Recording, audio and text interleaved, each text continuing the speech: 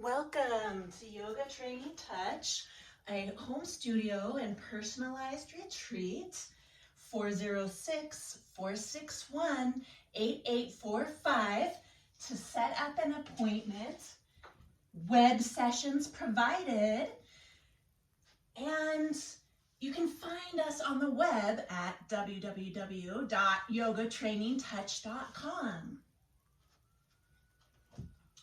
Welcome back for another session of Yoga 101. We went through Tadasana and Utkatasana, as well as Balasana, Appanasana, and other comforting poses. As we progress in the Hatha yoga practice or physical practice, it's nice to use progressions as shown in those other videos, the Yoga 101, as well as basic poses of which you can stream together for pose, counter pose, which is the Hatha yoga practice, as in Zen and Zest, pose, counter pose, Zest, Zen, etc. So moon energy, sun energy, female, feminine, masculine, and balancing for a harmony in the body, the Hatha physical yoga practice. Next, we're going into Dandasana.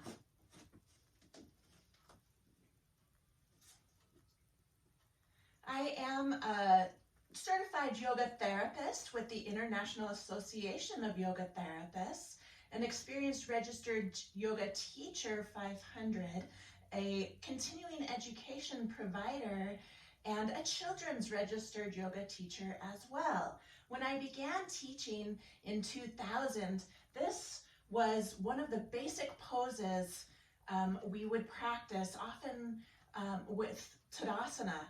So Tadasana is standing pose, and Dandasana is sitting pose.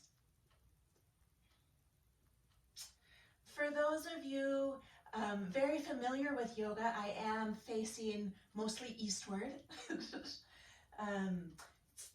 Historically, when yoga was practiced, they would face east to the rising sun, grateful for the day that begins. So thank you for this time now. Thank you for the world wow. Which could also be considered Om Namah Shivaya, which is honoring the dance of energy, that which is creation. Om Namah Shivaya. And as we're lengthening through the legs, we're feeling the hamstrings group of muscles in the back of the legs. There may be body sensations. The upright spine is an important aspect to this pose.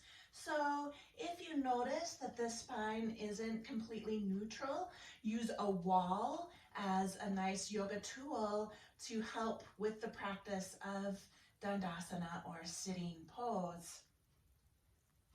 Long leg sitting pose. Legs out pose, sitting pose, which tones the backs of the legs and the abdominal walls.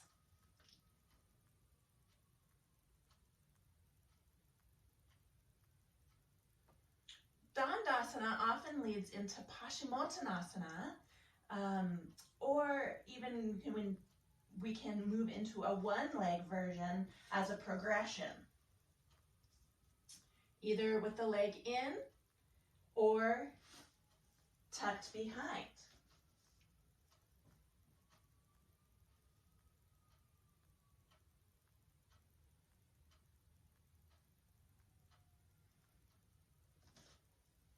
I'm feeling through the bandhas, which were discussed in the Tadasana Utkatasana video, Yoga 101.1. And also as a Hatha practice, in bending the legs, then lengthening the legs. So from Tadasana, to Balasana, to Dandasana, or standing to, sometimes I call it Balasana or Child's Rock pose or egg. Around Easter time, it's fun to call the pose egg. And then lengthening the legs back out again in Dandasana. And when moving into a forward bend, hinging at the hips.